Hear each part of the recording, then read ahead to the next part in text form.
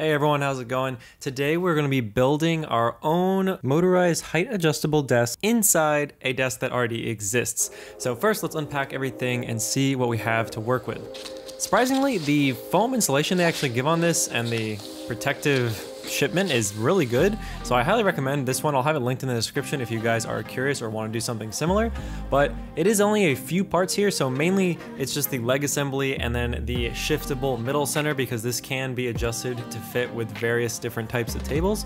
And then also they have all the tools required to build it and the power supply all neatly organized and labeled as well. But let's get to the beginning here, where we actually just build the centerpiece here, and this is the part that will shift back and forth depending on how big your table is. And then each have just one mounting leg with a motor that is already attached to it on either side. Now for my desk, I'm actually going to be inserting this whole entire assembly inside the drawer area of my desk, so it'll all be nice and hidden so you don't even actually notice it's there. But you can easily do this with just a piece of wood top or any kind of tabletop you already might have.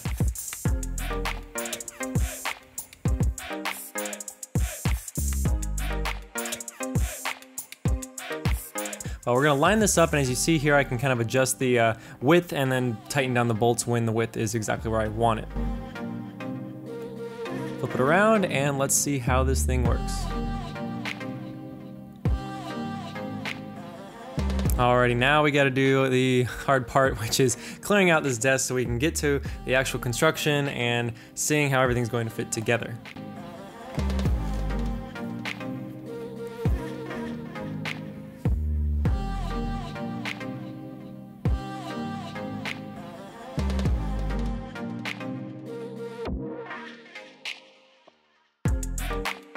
And then there's actually just a few screws here that lock in these little pegs that go into the top. So we'll just have to take these out, and then the entire top of this table should be able to lift right off. And let's put in the actual motor mount and see roughly where we want it. So there is one issue here, as you can probably tell. The legs on this mount are extremely long, but no worries, we are just going to end up pushing it underneath this little platform here and then poking out the backside. So as you see here, the backside of the table actually comes right off. I drew a little hole, we sawed it with a jigsaw. It doesn't have to be perfect, but that is where it leaves us. And as you can see, we're still running into a little issue here, is that I can't actually fit the legs in the desk without having more space. So if I took it apart and actually forced the legs underneath by putting them in sideways, you'll see it can fit, and it rubs right up against that back little support, but then that means there's not enough room for it to actually close the drawers. So if I do try to close a drawer all the way, it leaves this little 1-inch gap between the drawer and where it should be sitting flush, because it's hitting the mount of the motor's leg. So all we have to do here is cut out a little hole right about this size, and so the motor mount can actually slide further back.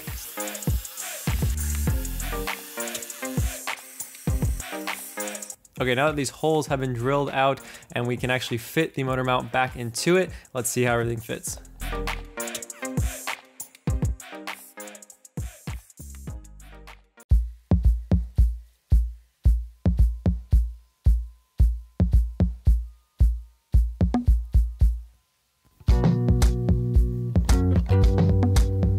Alright, now that it's assembled on, I just want to put the top on just to do a quick test to see how it's going to be height-wise.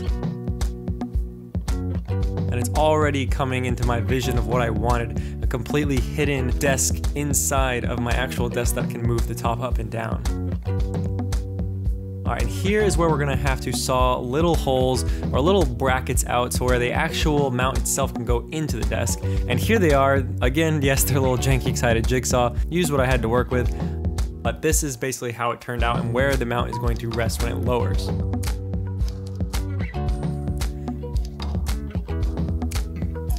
So fully lowered, you can see it actually sinks right into the desk itself. It only leaves about 1 centimeter of room on the top, but that's perfectly fine. And that actually gives me enough room to run cables, so where the cables for the motors aren't getting crushed. And as you can see here, it is perfectly hidden once the table gets on there. So the table itself actually goes on pretty easily. They have 2 screws or bolts on either side of the actual support areas, and in the center there they have a lot more. I think it was 4 total in the center, so plenty of screws to hold that big table in place. And lastly here, we gotta mount the controller, which I am just putting on the left side here in the drawer, but I think I'm actually gonna mix that up and put it back in the middle so I can be right underneath where I'm standing.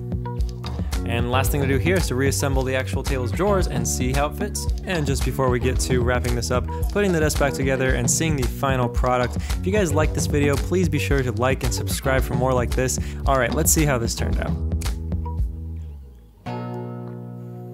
Now that is a perfectly hidden adjustable table inside my previous desk. All right, now one thing that was bothering me here was the actual tops of these cabinets were that lighter color. So I just went ahead and got a marker that I had for correcting little scratches and stuff on this darker wood, and I just colored in the top edge of those. And without further ado, the entire desk assembled again. Here is the final product and how it looks going up and back down. I hope this gave you guys some inspiration on maybe a project you want to do, or if you want to make your desk like this where it's kind of completely hidden and back inside the desk. Either way, I hope something you can take away from this. If not, anything was just entertainment and just a fun little project I had. If you have any questions, leave them below in the comments. I'll have everything linked that I used in the description if you want to do a project like this yourself. Other than that, guys, have a great day and I'll see you in the next one.